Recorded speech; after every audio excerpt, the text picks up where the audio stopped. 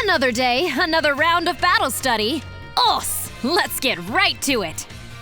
You all gave everything you had on the midterm exams. Well done!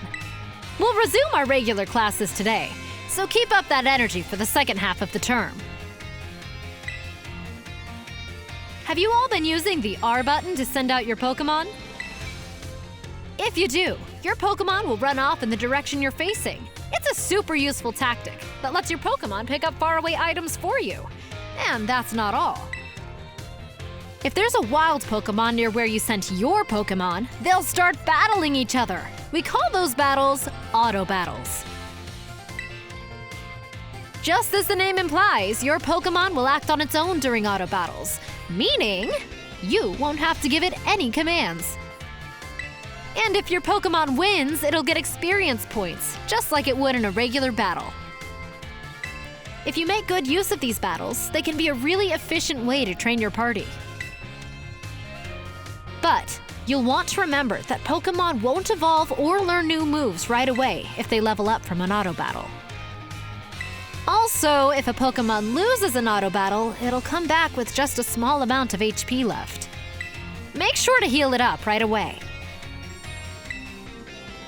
Whoops, I just about did the whole class as a one-sided lecture.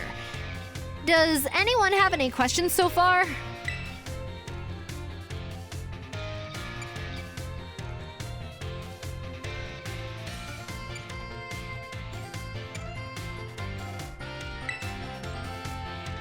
If you let your Pokémon battle on its own, it'll keep going until its opponent is defeated. If you want to catch a wild Pokémon, you'll need to battle by issuing commands instead.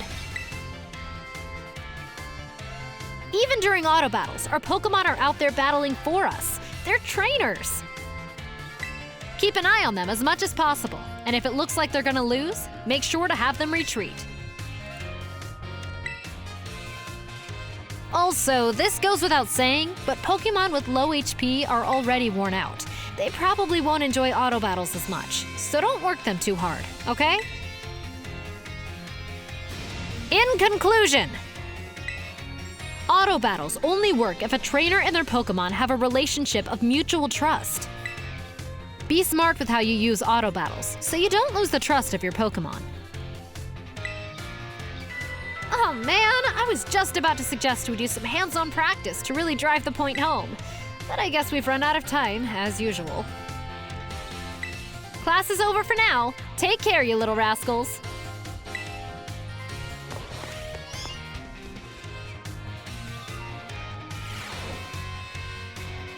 Another day, another round of battle study. Os! Let's get right to it! I hope you gave auto battles a shot like we talked about last class. Making good use of auto battles will let you train up a bunch of different Pokémon. It's also an efficient way to gather the Pokémon materials you need to make TMs at TM machines. Speaking of which, have you all been using the TM machines? I sure hope so, 'cause it's pop quiz time! To create TMs, you need Pokémon materials and one other thing. Anyone remember what that is? Looks like you're already a TM Machine Pro, new kid. The correct answer is League Points, or LP for short. You can give LP and Pokémon materials to a TM machine to create TMs, but that's not all. You can also exchange Pokémon materials at a TM machine to get LP. I recently heard about some shady individuals getting LP illegally using a technique called hacking or something like that. I don't want any of you getting involved in bad stuff like that. Got it? Anyway, you can also add TMs that you want to make to your watch list.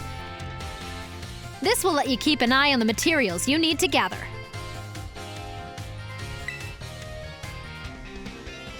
In conclusion, in order to make TMs, you need Pokémon materials. And if you want to get hold of lots of materials, you'll have to battle all kinds of Pokémon. Oh man, I was just about to suggest we do some hands-on practice to really drive the point home. But but I guess we're never gonna have the time. Class is over for now. Take care, you little rascals.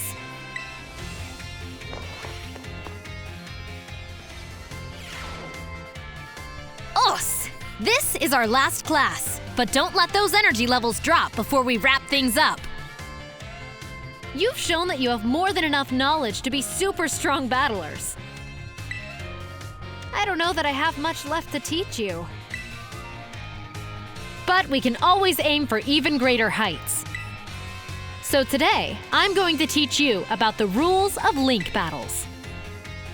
When two trainers participate in link battles together, they can engage in either single battles or double battles with each other. And if you're playing in a group of 4, you can all battle each other in multi-battles. Now, when you're out having battles during your independent study, you can use whatever number of Pokémon you like, and they can be any level. But in link battles, there are special rules to keep in mind.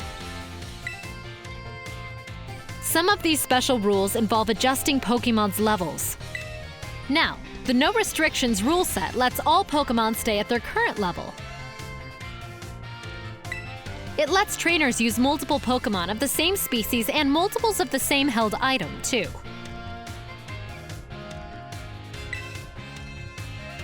But if you choose to use normal rules, all Pokémon will be set to level 50 for your battles, regardless of what level they actually are.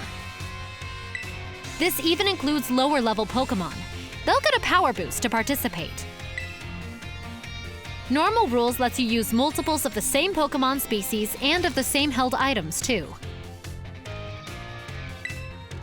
The great part about this rule set is that it lets any of your Pokémon participate. All they have to do is learn some good moves. Lastly, the rule set called Flat Rules mostly affects Pokémon over level 50. Such Pokémon will be set to level 50 for the duration of the battle.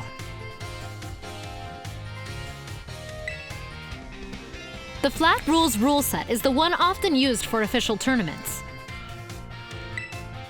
This rule set does not allow trainers to use multiple Pokémon of the same species or multiples of the same held item.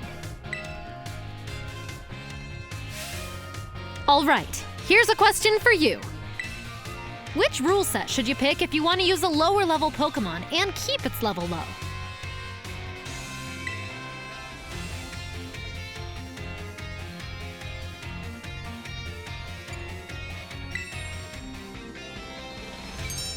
That's the one, new kid. Looks like you were listening to the lesson.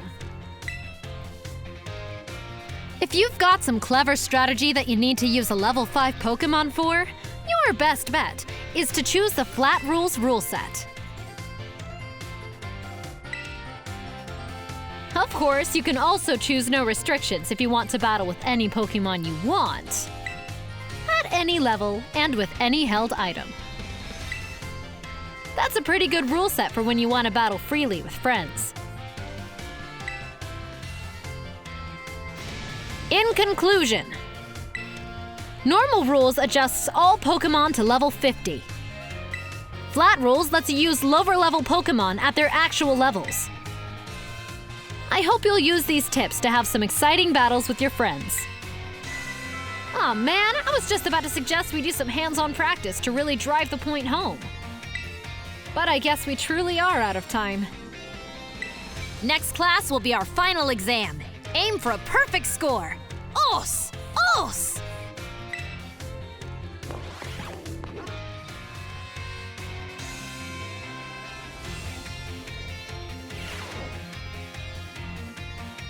It's finally game day. Today is our final exam. Time to put on your game faces and do battle with those test sheets. Which cheer boosts attack and special attack for all allies during a Terra Raid battle? A. Go all out. B. Go all in. Or C. Out we go. What do we call the battles that Pokémon sent out with the R button do on their own? A. You can do it battles. B. Auto fights. Or C. Auto battles. How should you obtain LP? A. Take on gyms. B. Exchange materials. Or C. Hack the system. High-level Pokemon are adjusted to what level when using flat rules in Link battles? A. Level 50. B. Level 60. Or C. Level 100. When using normal rules in Link battles, you can use multiple Pokemon of the same species and multiples of the same held item. A. True. Or B. False. Time's up! Put your pencils down! I saw you giving it everything you've got. I'm sure you'll all get perfect scores. You all did so well in my class. If you pass this test, you'll officially be Battle Masters. Now go ask for your surely stellar scores at the front desk, you little rascals.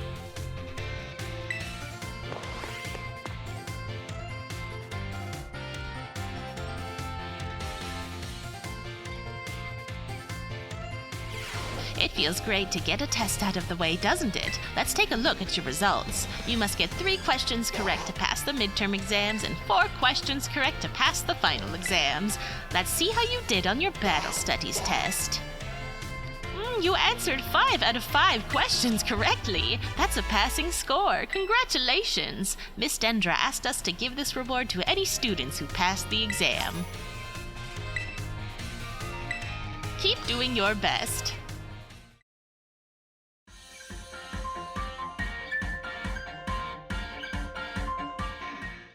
Thank you for watching. Our voices shall conquer the